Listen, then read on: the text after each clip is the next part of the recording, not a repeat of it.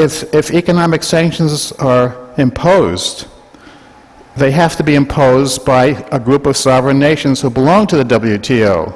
So as those sovereign nations, those nations are obligated to impose sanctions, but those nations are sovereign. So each nation will decide for itself whether it will or will not impose the sanctions.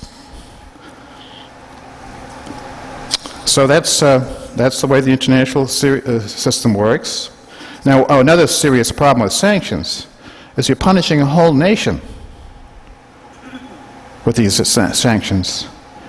You know, there were UN sanctions against Iraq after the first Gulf War, and I think something like hundreds of thousands of children died because of the economic sanctions. So we need a more civilized approach to enforcing law, and obviously the most civilized approach is you hold individual authorities responsible for violations. And within this country, within the United States, the sovereignty of the 50 states is limited by the federal government's power to prosecute individual authorities for violations.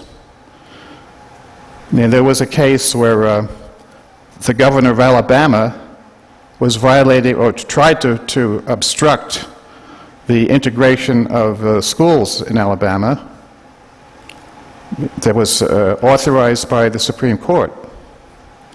Well, so he's trying to block the order of the Supreme Court. Well, what did we do? We didn't punish Alabama.